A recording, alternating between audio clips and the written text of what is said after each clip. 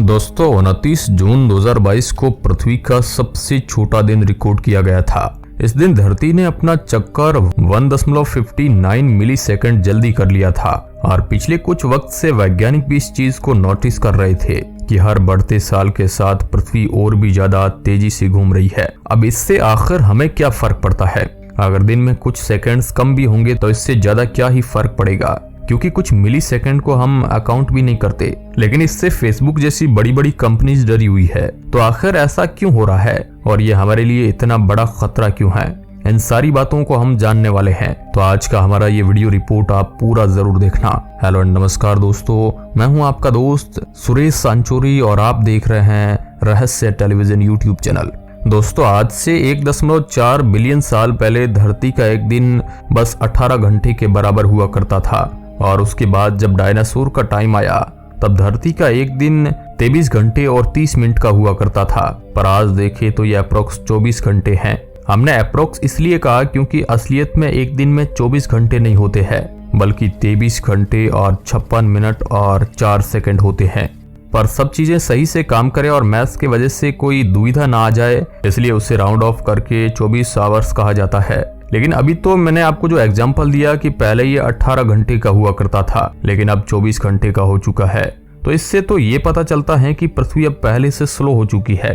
लेकिन वीडियो के स्टार्टिंग में तो हमने ये बात की थी कि पृथ्वी अब धीरे धीरे और भी ज्यादा तेज होती जा रही है। लेकिन इतने साल के आंकड़ों से तो ये बात पता चली कि समय दर समय पृथ्वी धीरे धीरे और भी ज्यादा धीमी होती जा रही है और इससे हमारा दिन लंबा हो रहा है। तो आखिर अब जाकर पृथ्वी धीरे धीरे फास्ट क्यों होती जा रही है? ये जानने के लिए पहले हमें ये पता करना पड़ेगा कि आखिर पृथ्वी धीमी कैसे हो गई, यानी 18 की जगह 24 घंटे कैसे हो गए। इसके लिए सबसे ज्यादा जिम्मेदार है हमारा चांद, यानी कि मून, क्योंकि मून हर साल 3.78 cm पृथ्वी से दूर जा रहा है। और ये सब आजकल से नहीं हो रहा, बल्कि पिछले 4.5 बिलियन साल से चांद जो है वह पृथ्वी से दूर चला जा रहा है। और आपको भी पता होगा कि चांद का जो गुरुत्वाकर्षण फोर्स है वह पृथ्वी पर कितना ज्यादा उसका असर दिखाता है। एक एग्जांपल के लिए आप हाई टाइड को ले लीजिए। हाई टाइड और चांद का गुरुत्वाकर्षण फोर्स पूरी तरीके से आपस में मेल खाता है।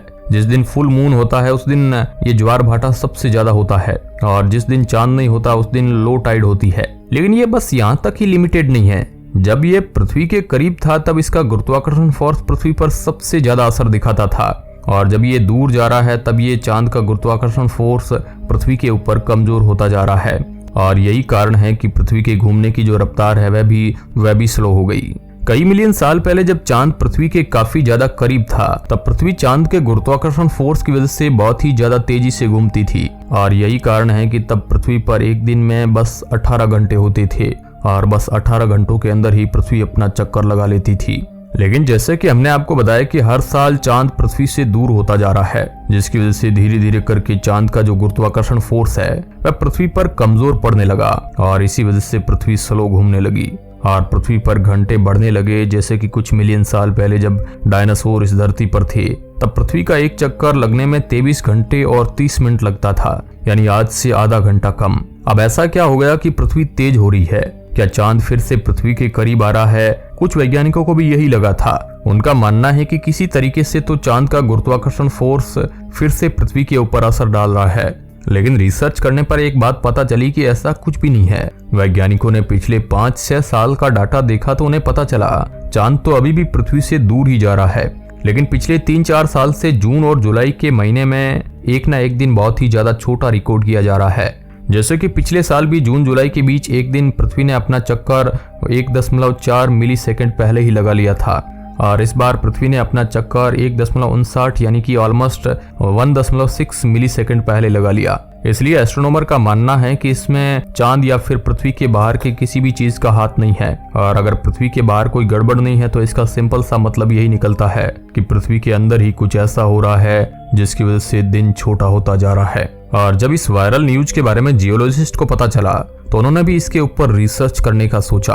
अब पृथ्वी की सतह पर और उसके अंदर क्या हो रहा है इसके बारे में जियोलॉजिस्ट से अच्छा कौन ही जानता होगा और इसलिए कई जियोलॉजिस्ट ने इस पर रिसर्च की। उनका मानना है कि पृथ्वी जो है उसके अंदर की कोर अनबैलेंस है, जिसकी वजह से पृथ्वी की सतह पर और उसके नीचे हलचल होती रहती है। जैसे कि टेक्टोनिक प्लेट्स का हिलना भूकंप आना, लैंडस्लाइड आना, ये सब ऐसी चीज हैं जो कि हर दिन ही पृथ्वी के किसी न किसी कोने में होती ही रहती है। और उनका मानना है कि यही कारण है कि जिसकी वजह से पृथ्वी की रफ्तार पहले से तेज हो रही है और पिछले कुछ सालों से पृथ्वी की तेज होने की रफ्तार बहुत ही ज्यादा बढ़ गई है। कई साल पहले भी पृथ्वी की रफ्तार तेज होने को नोटिस किया गया, लेकिन वैज्ञानिकों को लगा कि ये एक ऐसा प्रोसेस है जो कि कई सालों में एक बार होता होगा।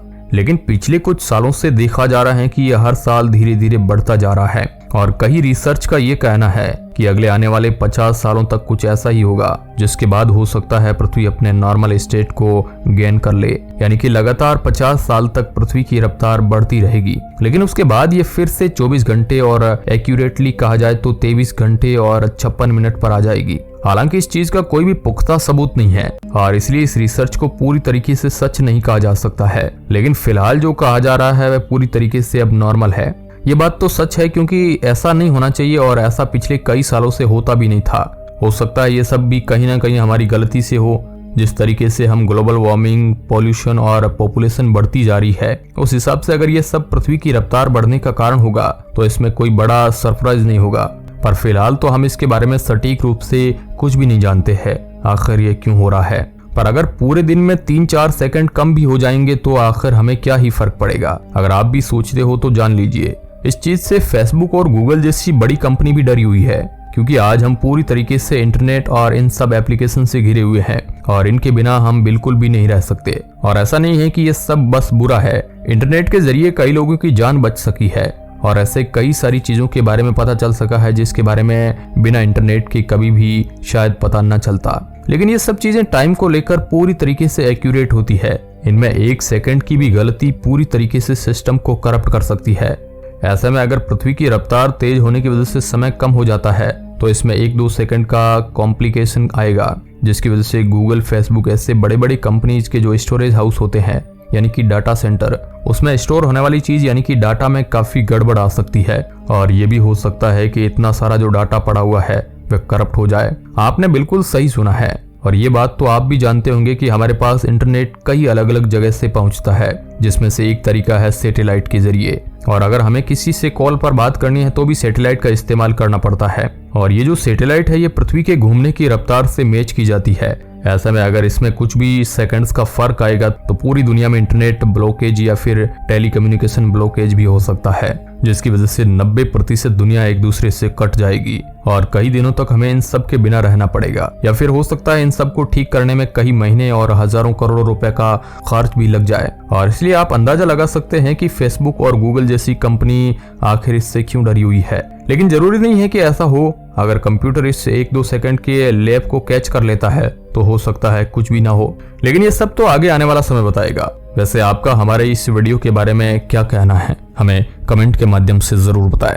हम इस चैनल पर इसी प्रकार का नॉलेज प्रसारित करते हैं। आप इस चैनल को सब्सक्राइब कर सकते हैं। धन्यवाद।